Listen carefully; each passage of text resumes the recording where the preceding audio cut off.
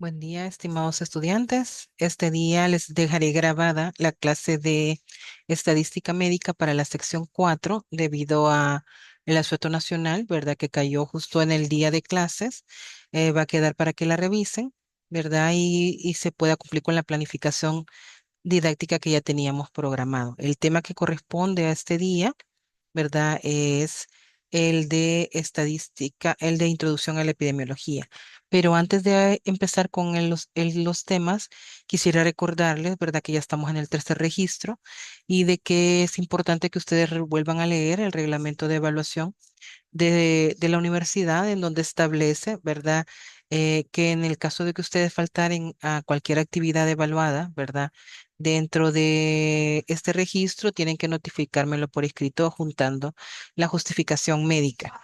Recordemos que en las actividades o en las clases que tenemos diariamente, y cada semana siempre hacemos actividades que suman al tercer registro, ¿verdad? Con actividades intermedias. Y entonces si faltan alguna clase, pues esto tiene que ser recuperado. Entonces vean ustedes aquí que el reglamento establece la justificación en un plazo de 72 horas y reponer esa actividad pues durante los próximos 5 días. Es por eso que yo siempre les dejo abierto, ¿verdad? Ahí las tareas durante toda la semana antes de comenzar la semana siguiente de clases.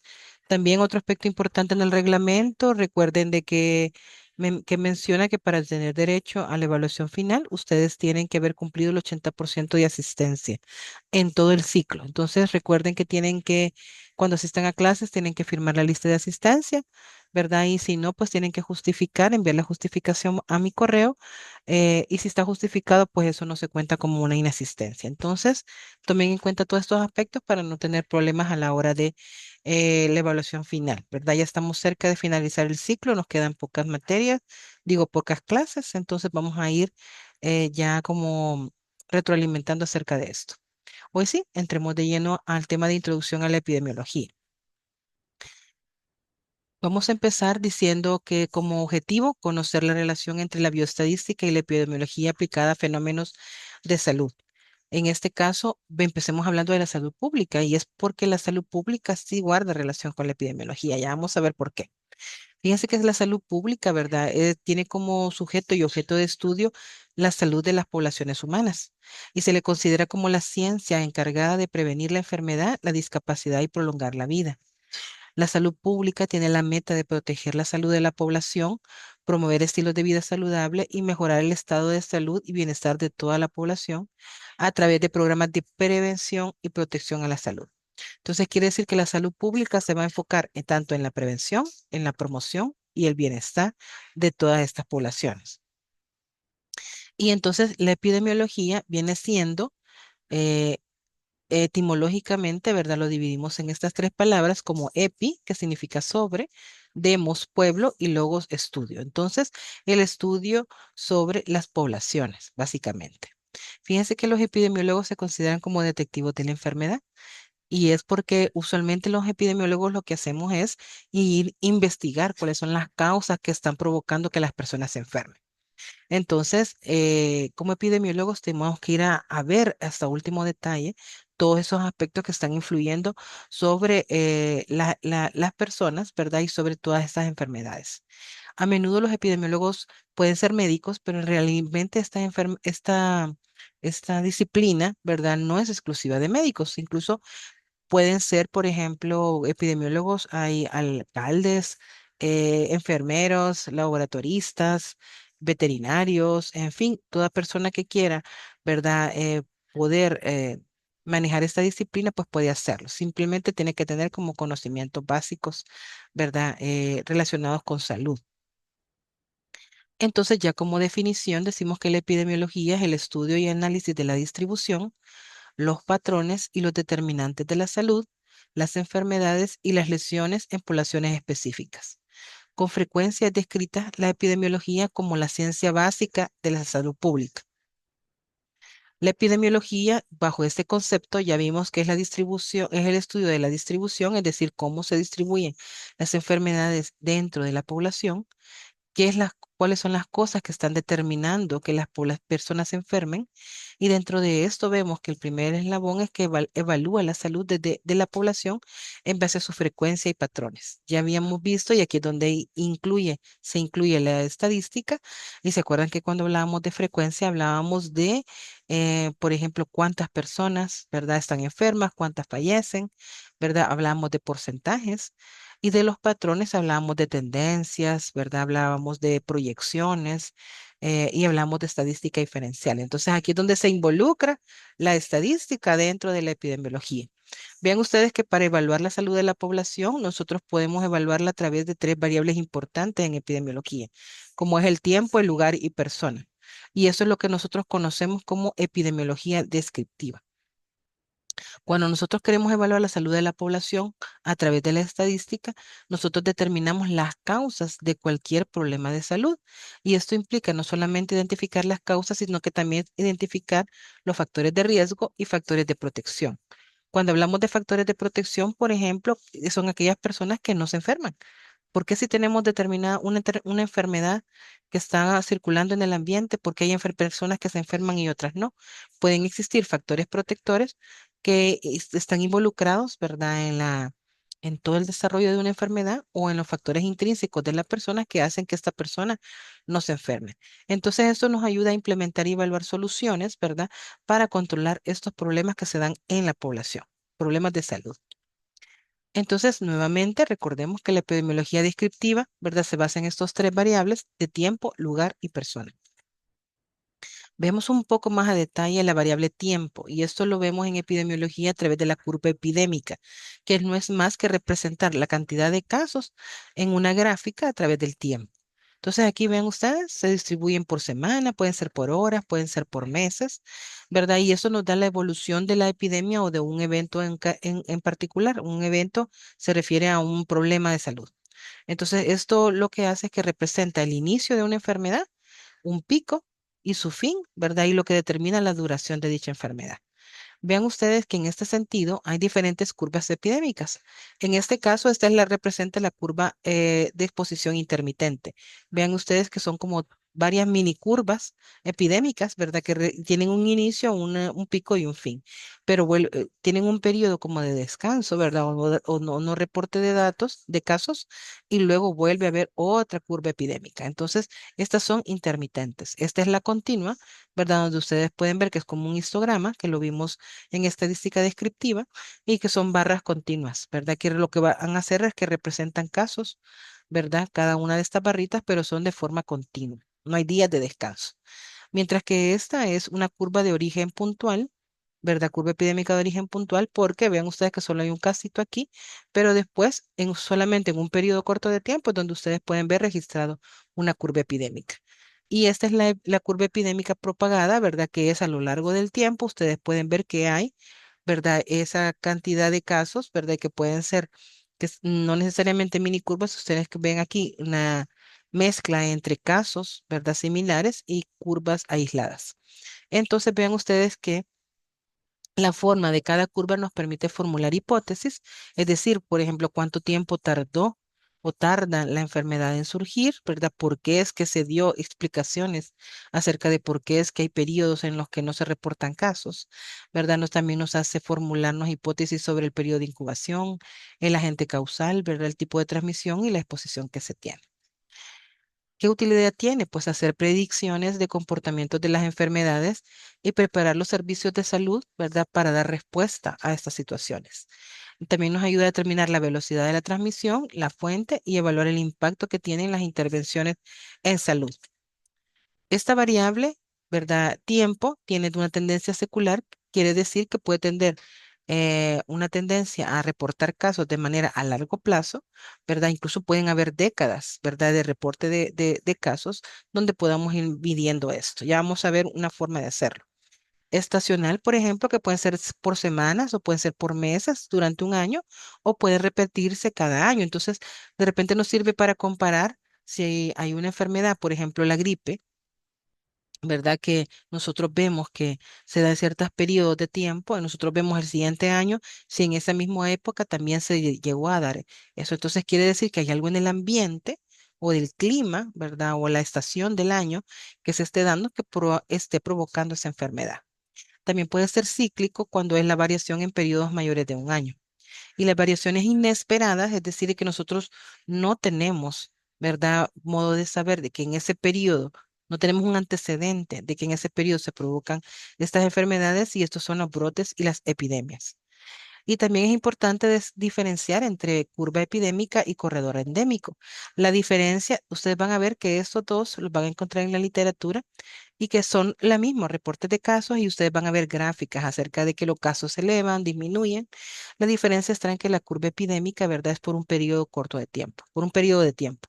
Mientras que el corredor endémico puede ser una tendencia de ser secular de a largo plazo, donde nosotros estamos reportando, ¿verdad? Todos esos casos dentro de la gráfica y ustedes van a ver esas elevaciones y esas disminuciones durante todo un periodo largo de tiempo. Vean ustedes, una curva epidémica donde vamos a explicar en el eje en este eje el número de casos y aquí vamos a reportar, pueden ser meses, pueden ser semanas epidemiológicas, pueden ser días, ¿verdad? También. Y lo que vamos a hacer aquí es que no solamente es reportarlo, la idea de nosotros ir graficando la cantidad de casos es de que nosotros sabemos que el sistema sanitario tiene una cierta capacidad. Ya el sistema tiene definidos, ¿verdad? Identificados cuántas camas tiene, cuántos médicos, cuántos medicamentos, etcétera. Pero si viene una enfermedad de que empieza a subir y sobrepasa la capacidad instalada del Ministerio de Salud o del sistema de salud, entonces no se va a poder controlar esa enfermedad. Entonces, la idea de ir registrando estos casos es de que el sistema pueda ir aplicando medidas, conociendo todos los aspectos relacionados a la enfermedad para poder ir haciendo esas acciones ya más específicas y poder evitar que se llegue a esta curva, ¿verdad? Entonces, esta curva se hace si no se toman medidas para controlar esta enfermedad. Si se toman medidas, ustedes ven que la enfermedad baja. Pero ¿qué pasa? Que cuando nosotros vemos que la enfermedad baja, empezamos a relajar y a flexibilizar las medidas que se toman. Entonces, ¿qué pasa? Vuelve a suceder que inician los síntomas nuevamente y es donde se puede dar un repunte de la enfermedad.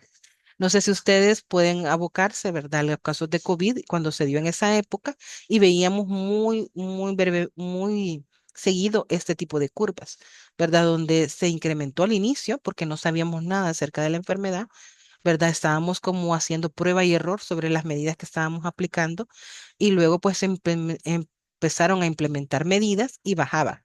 Pero después volvía a surgir porque habían brotes, ¿verdad? Y eso hacía que se expandiera nuevamente la enfermedad. Entonces, la gente se desesperaba por estar encerrada, se desesperaba por las medidas de que eran más que todo de distanciamiento y volvían nuevamente flexibilizaban las medidas cuando ya veían que los casos iban bajando y volvía a haber un repunte de casos.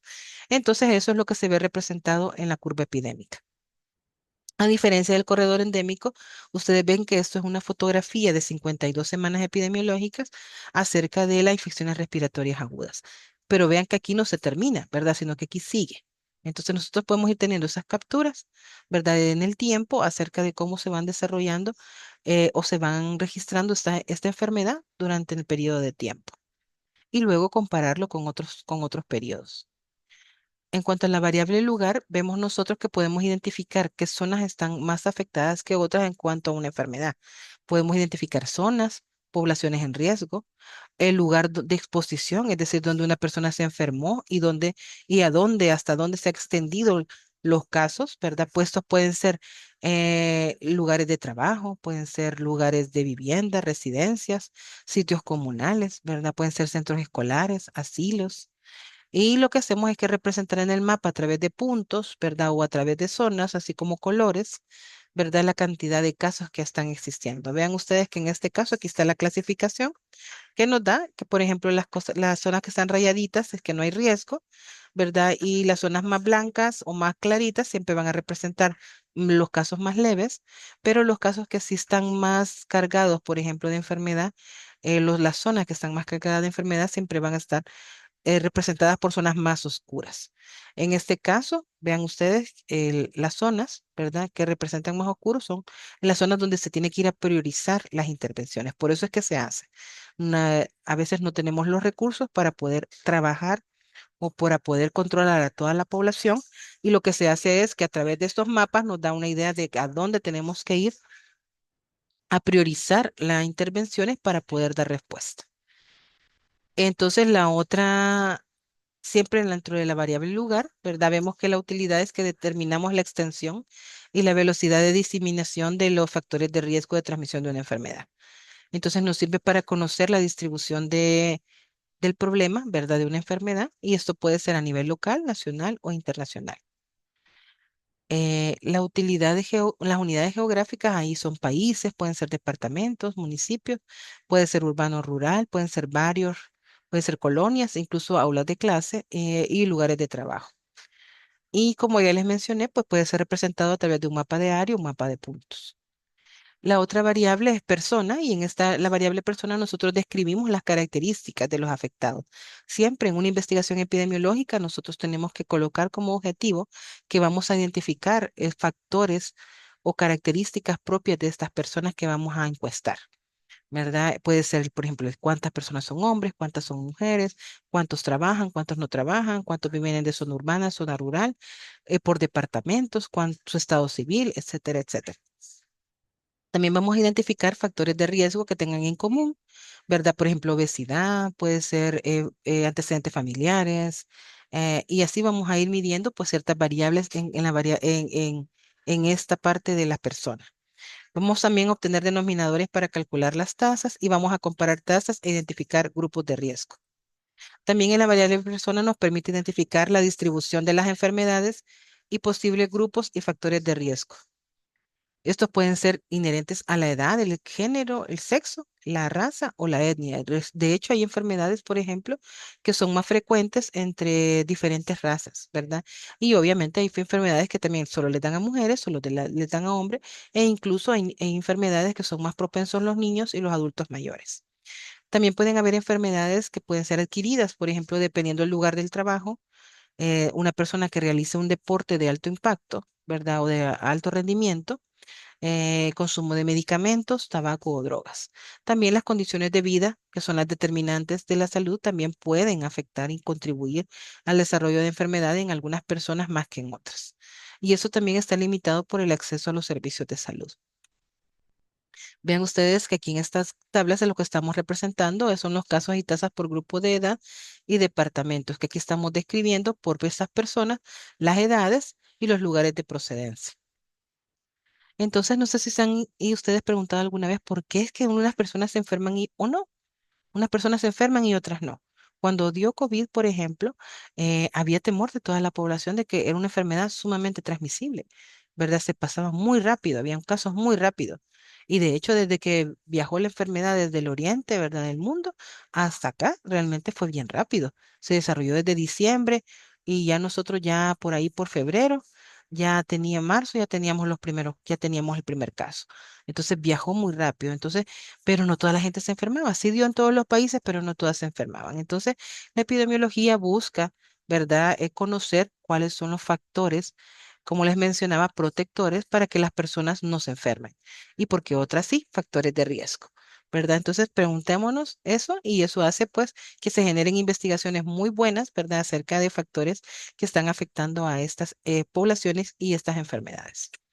Entonces, vean que los objetivos de la epidemiología están orientados a identificar esos factores de riesgo, ¿verdad? Tanto para la enfermedad, la incapacidad o la muerte.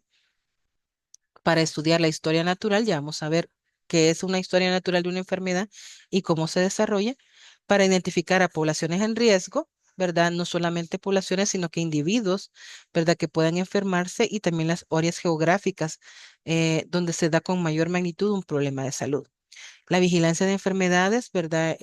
A través del tiempo y también evalúa la eficacia y la efectividad de intervenciones y programas de prevención y tratamiento. Acordémonos que la epidemiología es algo que da respuesta rápida para conocer las causas pero sobre todo dar respuesta oportuna a delimitar, ¿verdad? Los factores que están involucrados en que esa enfermedad aparezca. Entonces, la epidemiología nosotros también evaluamos que tanto esas intervenciones han sido efectivas o si es mejor apoyar o realizar otras intervenciones que sean mejores. Entonces, al final, todos estos objetivos contribuyen a proveer información científica para la planificación de programas de salud pública y para el desarrollo de leyes y políticas públicas que permitan que la población tenga mejor calidad de vida. Los campos de la epidemiología incluyen enfermedades infecciosas, determinantes de la salud, ¿verdad? Identificar determinantes sociales de la salud, políticas públicas, investigación y generación de ciencia y tecnología, lecciones de causa externa, como por ejemplo accidentes de tránsito, ¿verdad? ¿Por qué es que la gente está teniendo demasiados accidentes de tránsito? ¿Será que por el alcohol, ¿verdad? El consumo de drogas, ¿será por el estrés, uso del celular? Todo eso se investiga a través de la epidemiología. Y también la bioestadística o epidemiología descriptiva, que ya lo vimos que son las variables de tiempo, lugar y persona. Y a través de la estadística o inferencial que vemos nosotros la contraste de las hipótesis. Eh, las estadísticas vitales también, como por ejemplo cuántas personas nacen, ¿verdad? Cuántas mueren, eh, etcétera. Y las enfermedades crónicas. Es importante tomar en cuenta que la epidemiología no es un tema que estamos viendo desde ahora, ¿verdad? Sino que desde mucho antes, ¿verdad? Incluso antes de Cristo, ya habían sucedido eventos, ¿verdad? Que se podían identificar como procesos epidemiológicos. Y veamos algunos de ellos. Vean ustedes que en el papiro de Evers, que menciona una fiebre pestilente, probablemente pensaban que era malaria, que asolaron a la población en los márgenes del Nilo alrededor de los años 2000, incluso antes de Cristo. Probablemente este evento es el que se hace que es el que se tiene como referencia, que es el más antiguo, donde se relaciona que fue un padecimiento que lo padeció varias personas, o sea, que fue un evento colectivo. La aparición de plagas a lo largo de la historia también fue registrada en la mayor parte de los libros sagrados y ustedes si han leído la Biblia se dan cuenta o se han visto las películas, ¿verdad? De las plagas de Egipto, por ejemplo, se dan cuenta ustedes ahí de que existieron las plagas, ¿verdad? En Egipto y al final, pues, ¿qué es lo que hizo el faraón para poder quitarse de esa plaga, ¿verdad? O eliminar esa plaga? Y es que permitió la salida de los judíos de Egipto, ¿verdad? Y eso se dio alrededor del año 1224 a.C. Porque él determinó de que ellos eran la causa de por qué esas plagas estaban sucediendo. Entonces, se identificó cuál era la causa, ¿verdad? Y se tomaron medidas para controlar esas plagas. Otro aspecto muy importante es que en el año de entre 460 a 385 a.C., Hipócrates, ¿verdad? Es que hizo la primera referencia propiamente médica con términos análogos a la epidemiología, como por ejemplo epidémico y endémico, ¿verdad? Entonces, aquí ya pues íbamos determinando un poco acerca de elementos propios al determinar el lugar donde estábamos desarrollando ciertas enfermedades. Otros eventos históricos, como por ejemplo en el año 400 antes de Cristo, apareció el trabajo de Hipócrates sobre aires, agua y lugares, donde hacía una referencia, ¿verdad?, entre que habían aspectos del ambiente que estaban provocando enfermedades. Es por eso que a Hipócrates se le conoce como el padre de la medicina y se le considera el primer epidemiólogo. Ya en el año de 1546, Girolamo Fracastoro presentó las primeras teorías sobre el contagio de las enfermedades epidémicas e incluso sobre una obra titulada De Contagiones. También se observó que durante los brotes de la viruela humana había mujeres que no contraían la enfermedad y ahí es donde empezamos a investigar sobre factores protectores.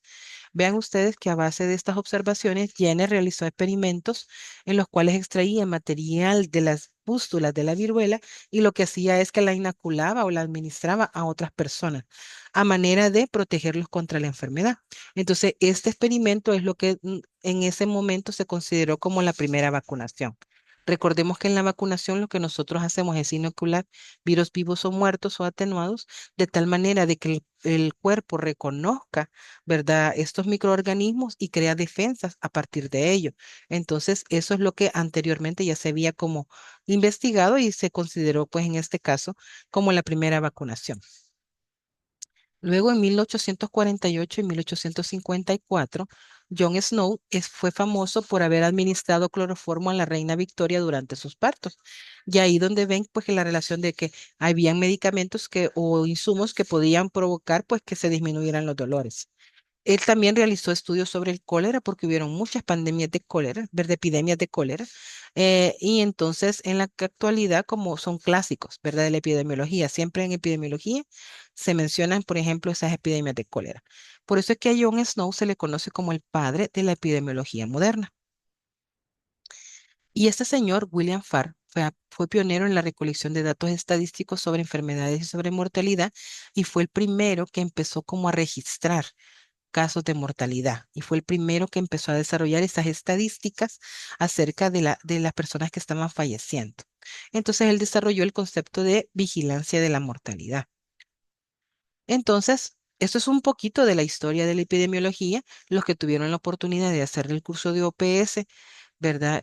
Pueden ver que hay toda una línea del tiempo acerca de todos los eventos de carácter epidemiológico que surgieron a nivel mundial, ¿verdad? Incluso creo que hasta el 2020, y es bien interesante conocer toda esa historia, ¿verdad? De todos esos eventos y cómo que se les dio respuesta, porque eso nos ayuda a nosotros a identificar si surge alguna enfermedad que no conocemos, a cómo nosotros poder replicar esas buenas prácticas que se tuvieron en ese tiempo.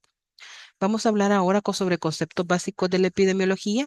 En cuanto a la bibliografía, no les he subido ningún documento que compile, ¿verdad? Todos estos conceptos, porque realmente son muchos. En epidemiología ustedes van a encontrar muchas definiciones, muchos conceptos que se pueden aplicar y eso ustedes lo pueden ir a buscar a un diccionario epidemiológico, un glosario epidemiológico, ¿verdad? O las mismas libros de epidemiología. Empecemos hablando sobre las enfermedades transmisibles. La enfermedad transmisible es una enfermedad que puede propagarse de una persona a otra, pero también de un animal a una persona. Puede ser a través de un vector o puede ser a través de un ambiente. Estas enfermedades son causadas por agentes infecciosos como bacterias, virus, hongos o parásitos. Esta enfermedad de transmisibles tiene varios periodos. Por ejemplo, el periodo de incubación, que ustedes lo pueden encontrar en otros lados como periodo de latencia, que es el intervalo de tiempo entre que la persona se expone a un agente causal y aparecen síntomas o signos de una determinada enfermedad. Esto va a depender de muchas variables. Pueden depender cosas propias de la persona, pueden ser cosas del ambiente o pueden ser también cosas propias, ¿verdad?, del agente causal.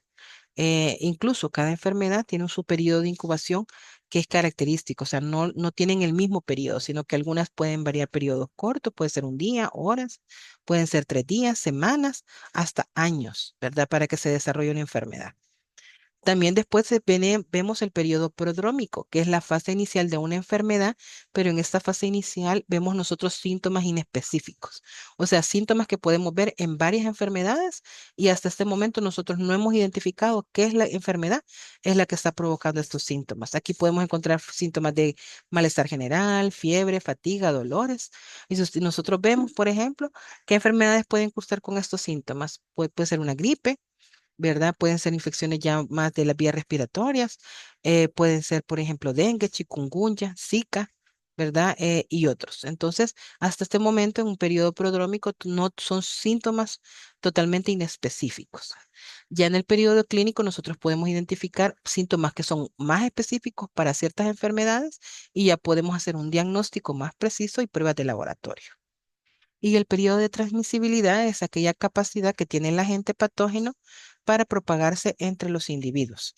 No todas las enfermedades, no, digamos, una persona que cursa con una enfermedad no necesariamente va a transmitir todo el tiempo una enfermedad. Por ejemplo, la varicela. Nosotros vemos en la varicela, por ejemplo, que hay personas que son más transmisibles cuando las vesículas están más llenitas, ¿verdad? Cuando está todo lleno de vesículas por todos lados. A medida que las vesículas se van secando, ¿verdad? Ya no tienen líquidos, esa persona baja su transmisibilidad y ya puede, digamos, tener contacto con otras personas. Pero en ese periodo en el que la persona está con las fiebres altas y con las vesículas más desarrolladas, ¿verdad? Es cuando más se transmite. Así que así es igual con varias enfermedades. Otro concepto importante es el de enfermedad emergente y enfermedad reemergente. Empezamos a hablar de estos conceptos sobre todo cuando empezamos a verlo más seguido cuando ya vimos el COVID, porque era una enfermedad que no se conocía anteriormente. Si bien es cierto, habían virus parecidos, ¿verdad? En el pasado que habían provocado enfermedades parecidas, pero no habían provocado una pandemia tal cual como sucedió esta. Entonces, cuando hablamos de enfermedad emergente, es una enfermedad infecciosa causada por un agente patógeno, pero que de reciente aparición, pero que no era conocido anteriormente. O sea, no había un antecedente sobre esta enfermedad. Mientras que cuando decimos enfermedad reemergente es porque estamos hablando de una enfermedad que ya había sido controlada en el pasado pero que había disminuido significativamente, pero que vuelve a aparecer por algún motivo. Últimamente, ¿verdad? Por eso es que influye mucho el cambio climático y ustedes van a ver, escuchar el cambio climático en fenómenos de salud. Y es porque el cambio en las estaciones, el cambio en cómo se ha derivado todo el planeta, ¿verdad? Que han habido cambios incluso hasta de estaciones, ¿verdad? Y hasta el clima, ¿verdad? Ahora nosotros lo vemos ya ni siquiera delimitamos las estaciones, sino que lo vemos que es constante. Todo eso ha hecho que reemerjan enfermedades que ya se habían controlado. Por ejemplo, pueden ser eh, tuberculosis en algún momento, ¿verdad? En algunos países ya se había controlado y pues volvieron a surgir pues este tipo de patologías y así sucesivamente. Entonces recuerden que emergente se refiere a enfermedades que no fueron conocidas anteriormente y reemergente es aquella que había sido controlada pero que vuelve a aparecer. Otro concepto importante es diferenciar entre aislamiento y cuarentena. Ustedes lo pueden, quizás el evento más epidemiológico que más cerca tenemos, ¿verdad? Para entender esto es el COVID. ¿A quiénes se aislaban? Se aislaban a las personas que estaban enfermas. Entonces esa persona era aislada del resto de personas, ¿verdad? La persona cuando se le diagnosticaba que tenía COVID, ¿verdad? Tenía que encerrarse en su cuarto o lo o ingresaban en el hospital y nadie podía ir a visitarlo, ¿verdad? Sino que estaba totalmente aislado y se tenía que usar un equipo de protección personal muy fuerte, ¿verdad? Para poder tratar a esta persona. Y el objetivo es que la enfermedad se propague a otras personas. Pero, ¿qué pasaba con los que estábamos afuera, con los que estábamos en cuarentena? ¿Verdad? Esas personas que están en cuarentena son las que estuvieron expuestas a la enfermedad, pero que no han presentado síntomas. Entonces, acordémonos que al principio de la pandemia a todos nos mandaron a la casa, ¿verdad? Y empezamos a hacer teletrabajo, telestudio, ¿verdad? Porque la idea era que no hubiera contacto entre personas y no exponernos a la enfermedad. Entonces, acordémonos, aislamiento, se aíslan las personas enfermas y en cuarentena las personas que estuvieron expuestas, pero que no presentan ningún síntoma. También hay que diferenciar entre caso primario y caso índice. Vean ustedes que el caso primario es aquella persona que se enferma, persona que se enferma primero, ¿verdad? Pero sucede que no siempre podemos identificar a esas personas que se enfermó primero de una determinada enfermedad, sino que de repente lo que hacemos es identificar a una persona enferma, ¿verdad? En un determinado lugar.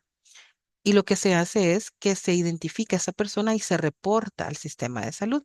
Entonces, a esa primera persona que se detecta de una enfermedad dada, ¿verdad? En un periodo de tiempo, se le conoce como caso índice, que es la que identificamos en el sistema de salud y reportamos.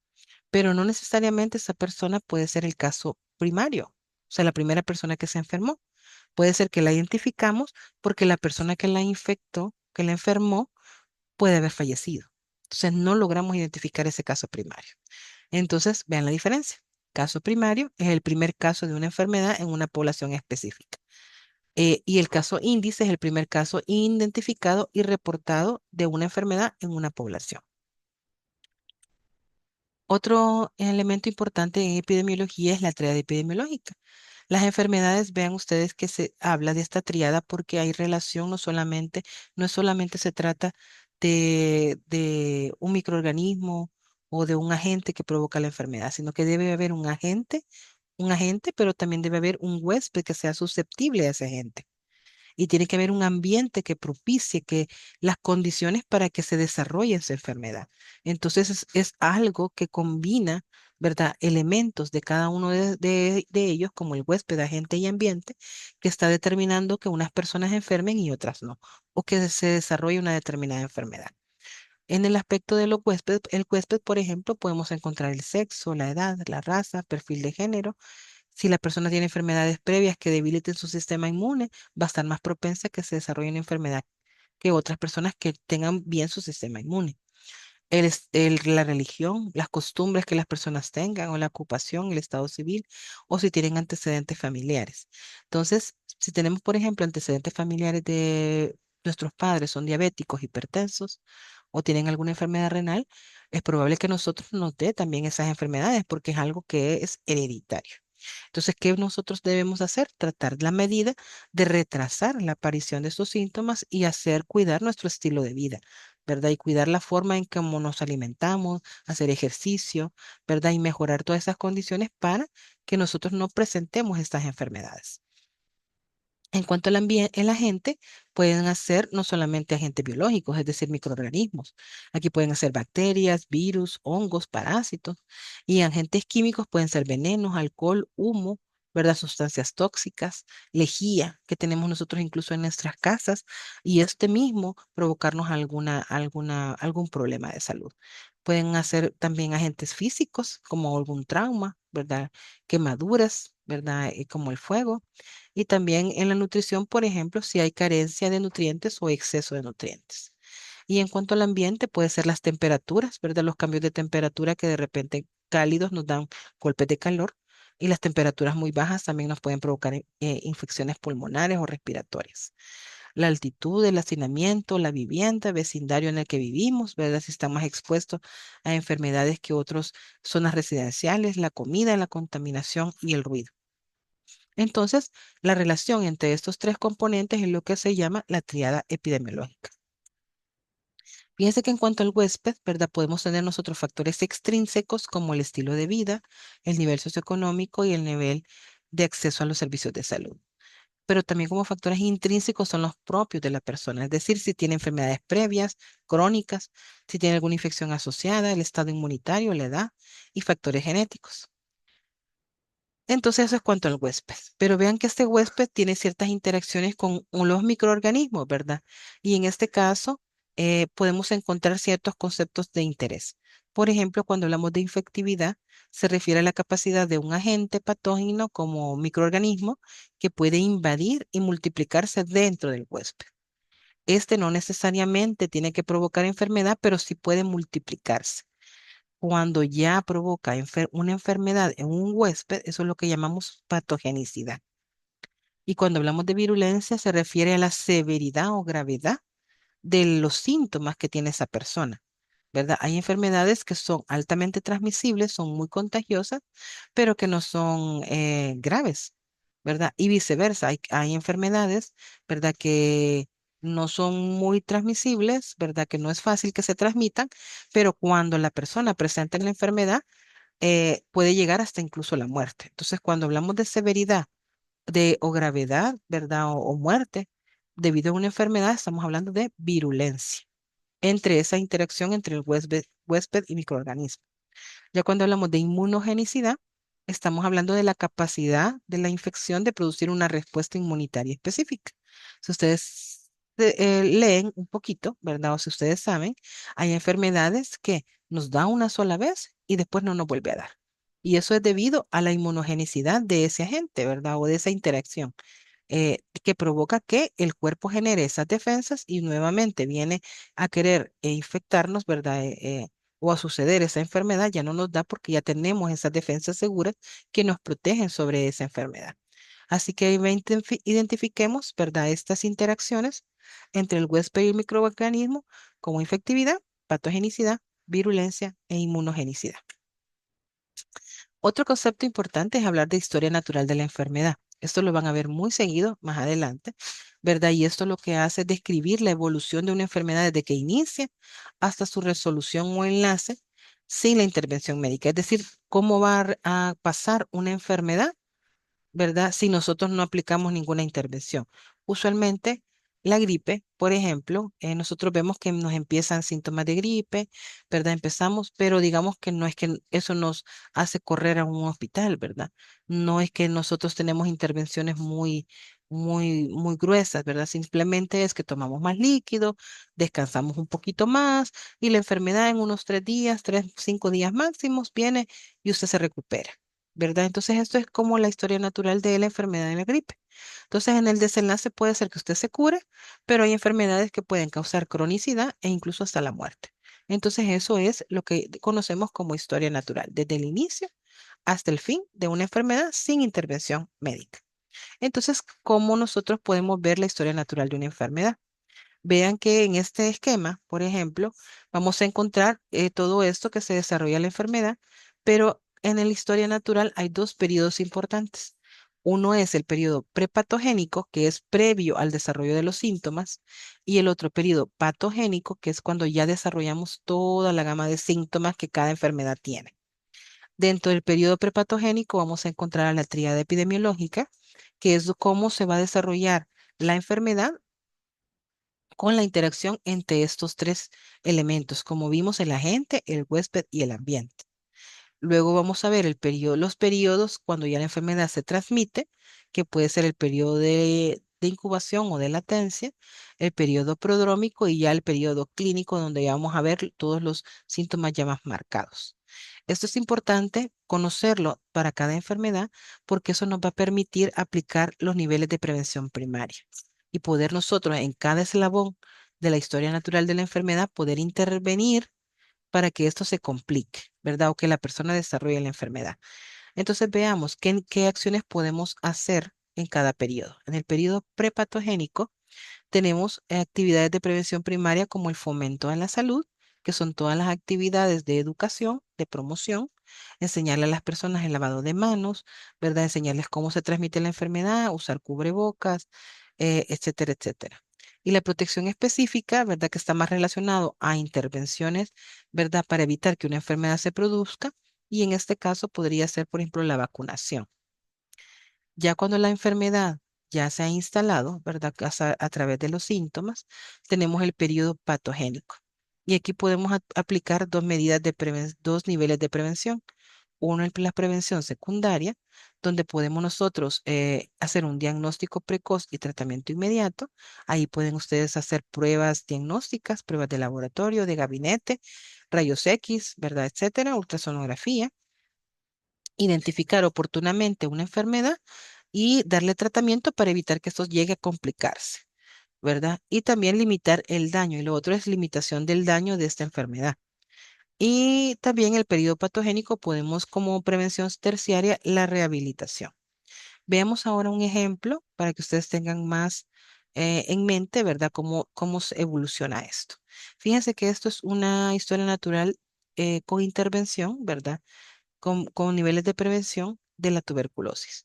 Vean ustedes que en la tuberculosis la triada ecológica está conformada por el agente, que sería el Mycobacterium tuberculosis, con el cual tiene un periodo de incubación de 2 a 10 semanas, y este tiene interacción con el huésped, que es el ser humano, y aquí tiene que ver el ambiente, ¿verdad? ¿Cómo se transmite la tuberculosis?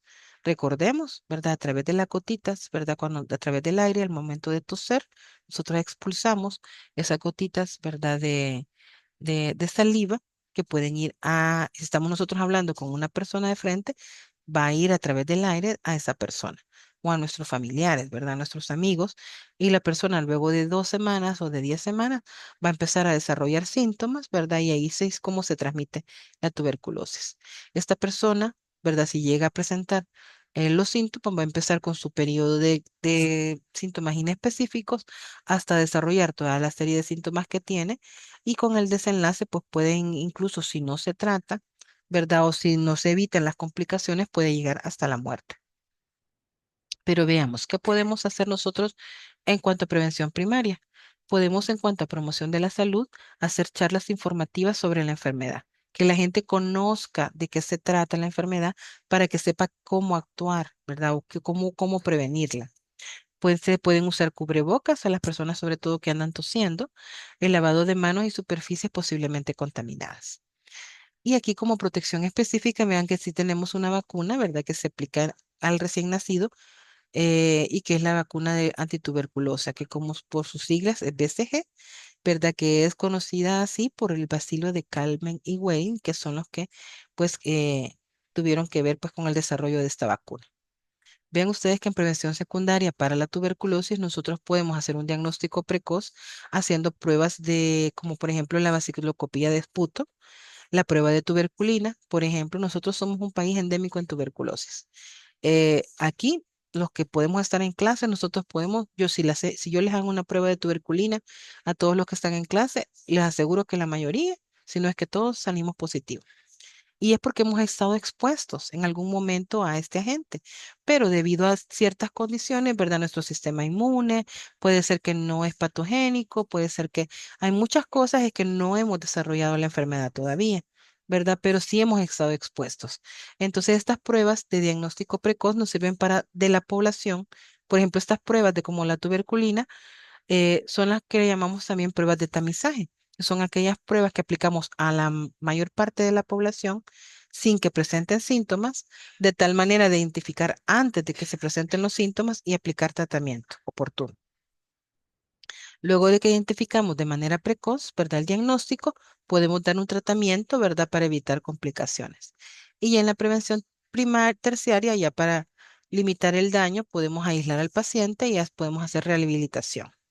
¿Verdad? Acuérdense que hay personas que padecen de problemas pulmonares posteriormente, cuando ya se alivian, ¿verdad? Ya se curan, estas personas pueden seguir con problemas de, de respiración.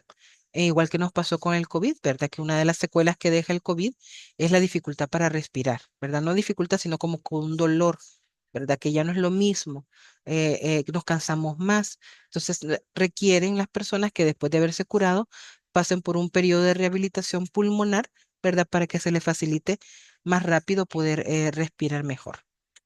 Entonces, nuevamente, recapitulando los niveles de prevención, son primario, secundario y terciario. Algunos mencionan por ahí un cuaternario, un, eh, un cuaternario, pero nosotros lo vamos a dejar entre esos tres niveles. También un concepto importante es conocer las vías y los modos de transmisión. Cuando hablamos de vías de transmisión, es hablar acerca de las rutas específicas por donde los agentes infecciosos entran al cuerpo. En este caso, enfocándolos en las personas, ¿verdad? Puede ser la vía respiratoria. Ya vimos enfermedades como que viajan de manera aérea o por el aire, ¿verdad? La gripe, ¿verdad? El COVID, a través de la vía digestiva, por ejemplo, el cólera, la hepatitis A, vía cutánea o mucosa, por ejemplo, infecciones de transmisión sexual o incluso el tétano, ¿verdad? Que por una herida que ustedes se hagan, ¿verdad? Con un objeto oxidado, entonces ustedes pueden desarrollar tétanos. Y también vía sanguínea, como por ejemplo la hepatitis B y C y también el virus de inmunodeficiencia humana. Entonces, estas son vías, ¿verdad? Lugares o rutas por las que el microorganismo entra al huésped. Y los modos de transmisión son la forma o métodos en la que los agentes infecciosos eh, se transfieren a un huésped. Esto puede ser por transmisión directa, transmisión indirecta y transmisión vertical.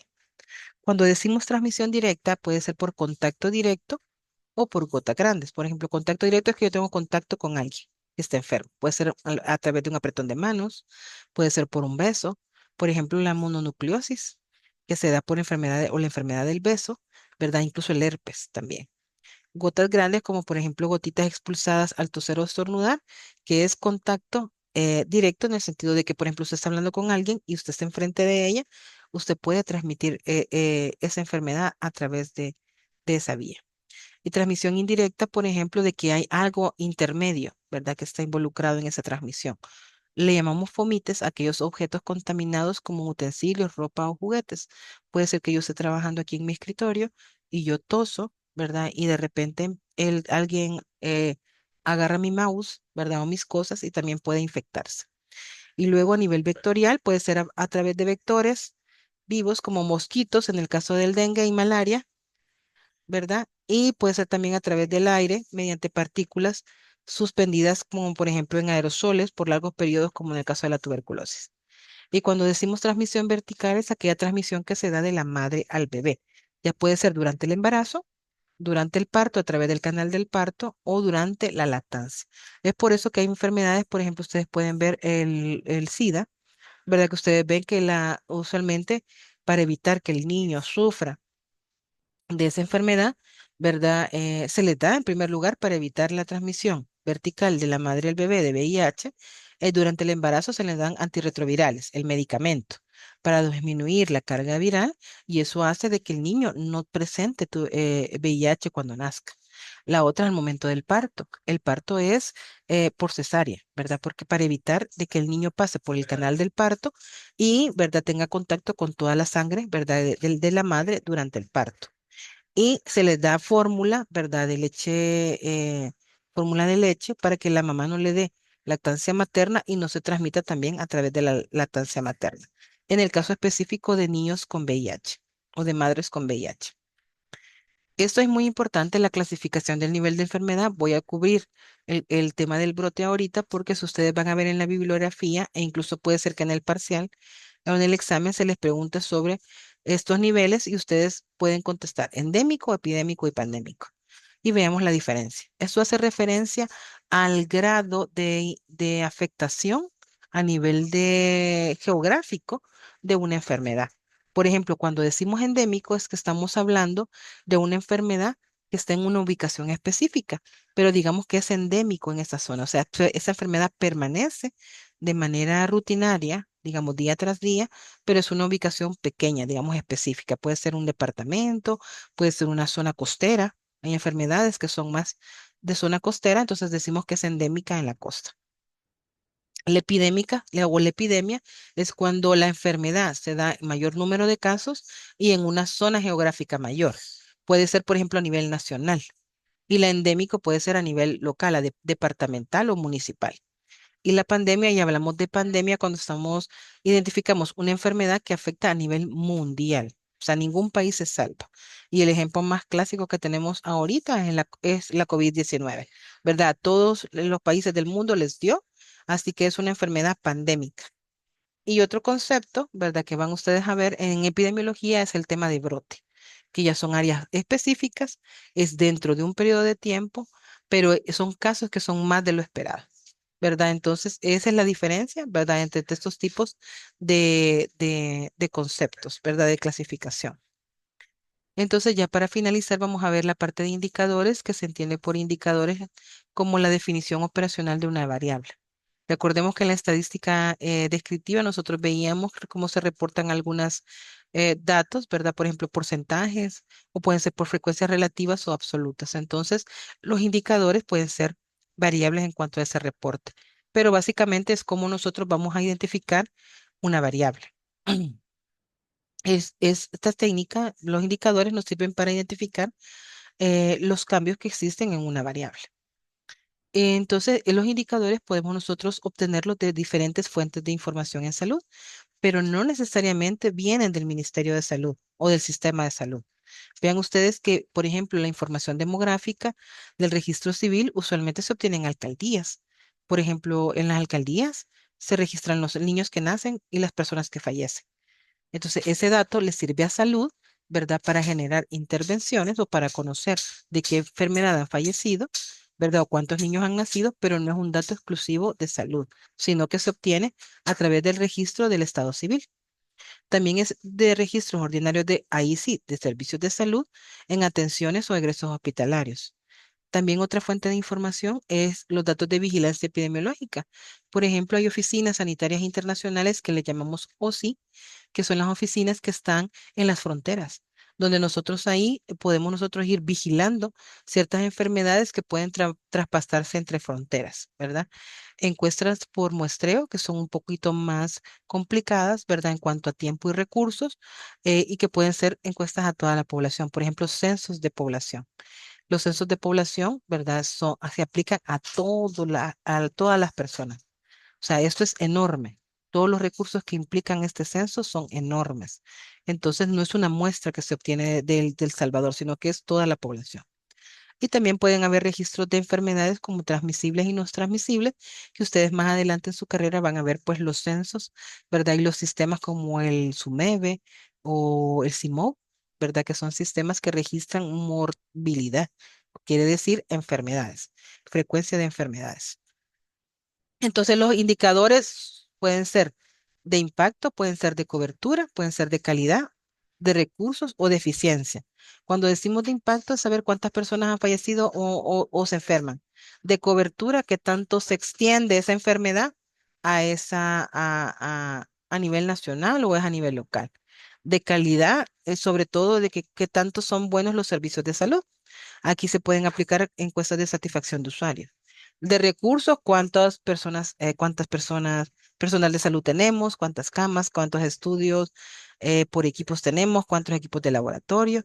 Y de eficiencia, es decir, que cuántas pacientes estamos viendo nosotros por hora o cada 24 horas.